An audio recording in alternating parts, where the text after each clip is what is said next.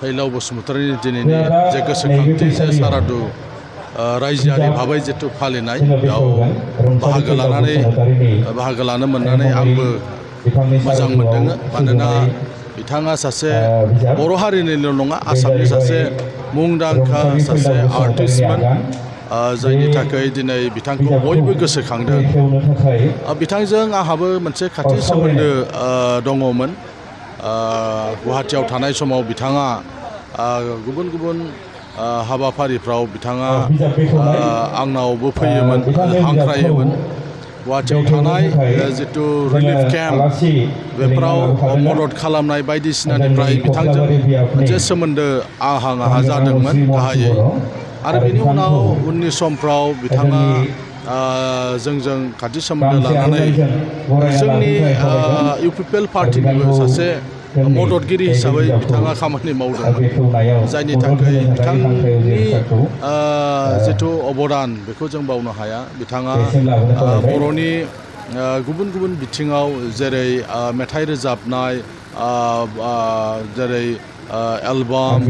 जेरै सिरियाल बायदिसिनाफ्राव बिथाङा रल लानानै सासे आर्टिस्ट हिसाबै बिथाङा गावखौ गायसननो हादोंमोन सासे बेबायदि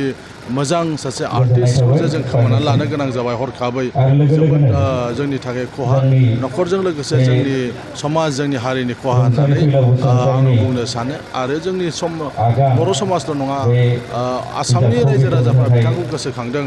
बेहरबारि आउटपस्टआव जे मोजां मोनसे रल लादोंमोन दा बेनि थाखाय बिथाङा जेब्लायबो गोसोखांजाबाय थागोन आसामनि रायजो राजाफोर जिहेतु बिथाङा माबा मोनसे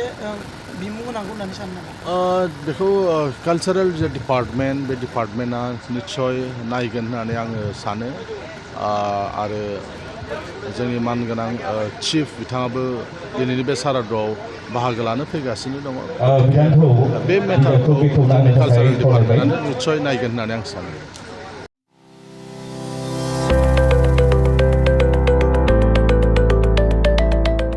मोनसे गोजोनथाव खौरां क'क्राझार सहरनि जेडि रडजों नांजाबनाय गोजोनपुरी रयेल एनफिल्ड श'रुमनि गोजौआव थानाय सेन्ट्रेल भारत सेवाक समाजजों गनायथि होजानाय आइ आफा बिएम भकेशनेल इनस्टिट्यूटआव 2025 आरो 26 मायथाइनि मुं थिसननाया सोलिगासिनो दं HS आरो HSLC उथ्रिसारनाय बिजाथि एबा फरायसाफोरा बे भकेशनेलाव गावारि सोलोंथाइखौ लानो हागोन गोदान मुं थिसननाय आयदाफोरा जाबाय BSS diploma in medical record science BSS Diploma in EEG and EMG Technology, BSS Diploma in Critical Care Management, BSS Diploma in Hospital Waste Management, BSS Diploma in Hospital Infection Control and Prevention, BSS Diploma in First Aid and Patient Care, BSS Diploma in Physical Assistant, BSS Diploma in ECG Technician, BSS Diploma in Hospital Administration, BSS Diploma in Hospital Sterilization Technician Assistant, Certificate in Dietitian, Certificate in Old Age Care, Certificate Hospital Housekeeping,